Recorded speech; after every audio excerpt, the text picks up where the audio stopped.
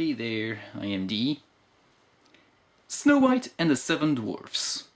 We all know the story from Disney's first feature-length animated movie. It is also the one animation that, while apparently targeting kids, scares the living crap out of them. Still, one cannot deny how infamous it is. It is in fact so infamous that nobody bothers to read the story as the Grimms originally wrote it. Not even these guys. Now with the new movie being released, i.e. Snow White and the Huntsman, that is set to be a complete reimagining of the original story, why wouldn't I read it? And so I have. Let's take a look. I'd explain to you why I don't have a physical copy of it, but I think you already know. Would that I had a child as white as snow, as red as blood, and as black as the wood of the window frame. Confusing? So she has to be white, red, and black at the same time? Soon after that she had a daughter, who was as white as snow and as red as blood, and her hair was as black as ebony. Hi, my name is Ebony Darkness Dementia Raven Way, and I have long ebony black hair. That's how I got my name. Sorry, couldn't resist. And she was therefore called Little Snow White, and when a child was born, the queen died. So her mother died giving birth to her. If this story was written today, they'd say she died in an accident or by some unspecified disease or she was simply gone. But these guys, they don't fool around. They let the daughter's birth be the cause of the mother's death. Looking glass on the wall, who in this land is the fairest of all? Looking glass? Not mirror? Oh, it's translated from German, so it's really nothing to nitpick about. Thou, O Queen, art the fairest of all. And then she was satisfied. But Snow White was growing up, and grew more and more beautiful, and when she was 7 years old, she was as beautiful as the day. 7 years old?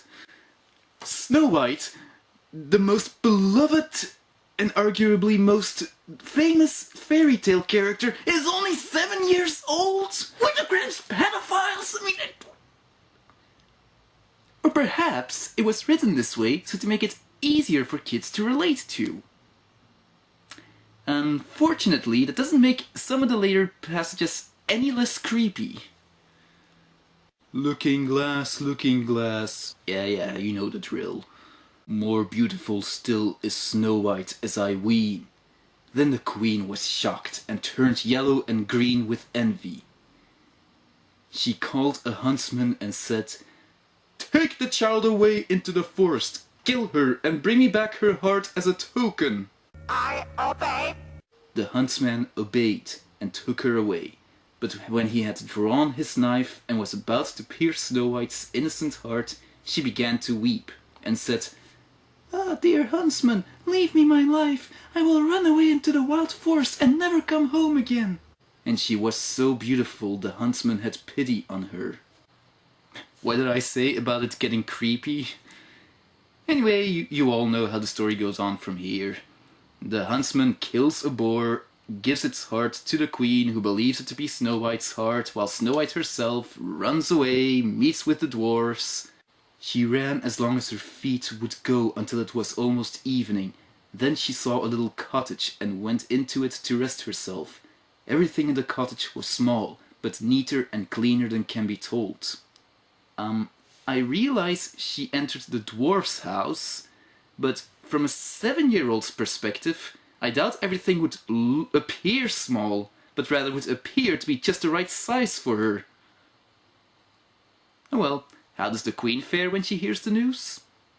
She painted her face and dressed herself like an old peddler woman, and no one could have known her. In this disguise she went over the 7 mountains to the 7 dwarfs. Wait! So, 7 dwarfs, 7 years old, 7 mountains? What's with the number 7 the whole time? Pretty things to sell, very cheap. Little Snow White looked out of the window and called out, "Good day, my good woman. What have you to sell?" Stay laces of all colors. And she pulled out one which was woven of bright-colored silk. Child, Said the old woman, what a fright you look. Come, I will lace you properly for once. Snow White had no suspicion, but stood before her and let herself be laced with the new laces.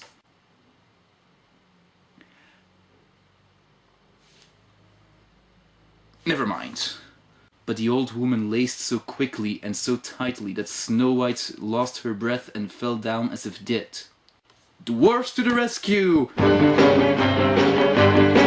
They lifted her up, and as they saw that she was laced too tightly, they cut the laces. Then she began to breathe a little, and after a while came to life again. That was easy. But now, she said, I will think of something that shall pull an end to you. And by the help of witchcraft, which she understood, she made a poisonous comb. Okay. Good things to sell. Cheap, cheap. Little Snow White looked out and said, Go away. I cannot let anyone come in. I suppose you can look, said the old woman, and pulled the poisonous comb out and held it up. When they had made a bargain, the old woman said, Now I will comb you properly for once. But hardly had she put the comb in her hair than the poison in it took effect, and the girl fell down senseless. I'm no expert, but I'm pretty sure that poison doesn't work that way. When they saw Snow White lying as if dead upon the ground, they at once suspected the stepmother, and they looked and found the poisonous comb. Scarcely had they taken it out when Snow White came to herself. I suppose poison back then was what radioactivity was during the 60s. It does whatever the writer wants it to do. Thereupon she went into a quite secret, lonely room, where no one ever came, and there she made a very poisonous apple. Oh, now she's using the apple! But by now even a 5-year-old would know better.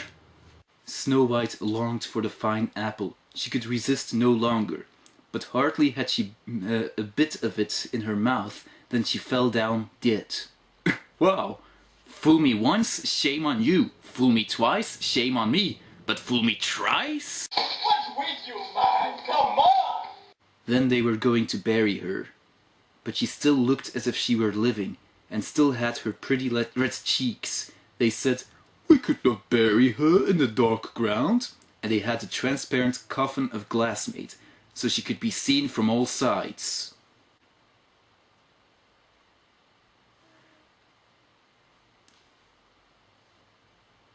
No comment. It happened, however, that a king's son came into the forest and went to the dwarf's house to spend the night. He saw the coffin on the mountain, and the beautiful Snow White within it. Let me have the coffin. I will give you whatever you want for it. But the dwarfs answered, We will not part with it for all the gold in the world. Then he said, Let me have it as a gift, for I cannot live without seeing Snow White. I will honor and prize her as my dearest possession. What? Never mind how old she is, but to treat a woman like she's some object to possess? Yeah, I realize this was written a long time ago, but you'd think that writers who are trying to set an example for kids would know better than that. Apparently not. And now the king's son had it carried away by his servants on their shoulders. And it happened that they stumbled over a tree stump, and with the shock the poisonous piece of apple which Snow White had bitten off came out of her throat. If they're saying that she was merely choking on the apple, she wouldn't wake up after such a long amount of time. And before long she opened her eyes and lifted up the lid of the coffin, sat up, and was once more alive. Oh heavens, where am I? She cried. The king's son, full of joy, said, You are with me, and told her what had happened, and said, I love you more than anything in the world. Come with me to my father's palace. You shall be my wife. I'd make a remark, but everything I might say has already crossed your mind, so I'm not gonna bother. So yeah, the story hasn't aged well. what worked back then is a little creepy today. And it, well, sure said a lot about the Grimm's state of mind. Anyway, all that aside, most of you are probably wondering how I feel about the movie Snow White and the Huntsman. Well, the movie was definitely different, not just from the Grimm's original story, but also from its adaptations. In each one they usually depict the queen as someone vain for no apparent reason. But here a reason is given. As well as one for the queen even wanting Snow White's heart in the first place. Even more interesting is how they thrust the huntsman forward into being one of the more important characters, rather than just some side character like he was in the original. But I'll also admit that some of the characters in this movie were complete idiots. I should have killed her when she was a child. Here's a question. Why didn't she? She had her locked up in her tower for years, and yet it never once occurred to her to kill her? So aside from that and other plot holes, I never quite understood the meaning of the phrase chewing the scenery until I saw Charlize Theron in this movie. Now, I'm not saying she's an all-round bad actress, but in this movie, what was she or the director thinking? On the plus side, I really think Kristen Stewart was the best choice for being Snow White. What? Think about it, she always looks pale every time I see her, so she fits the profile for being as white as snow. She's used to playing the damsel in distress, so for this movie, she still is, but at least she stands up for herself, so that's quite a change. And also, well, why don't we admit it? Is she not the fairest of them all? If you don't agree, I can't help you. Anyway, I'd love to give a more in-depth review. Unfortunately, I have very little material to work with, so this is all I can say. For now. Now you probably want to know which one I like best.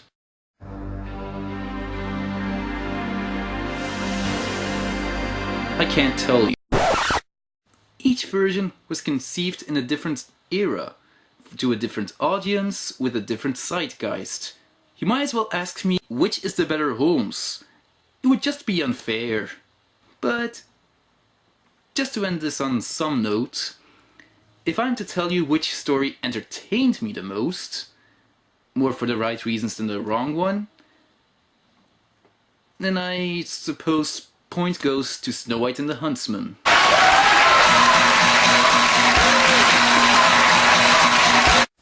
By the way, anyone noticed how when they're not remaking classic movies, they're reimagining fairy tales? I mean, aside from this movie, there's Red Riding Hood, Grimm, Beauty and the Beast. Now, with Snow White they did a good job. And they are doing a great job with Grimm. I don't know about everything else, but if they're half as good as the ones I have actually seen, I think it's gonna be okay. Just as long as they keep Anne Rice out of the equation. This was D. I'm signing off.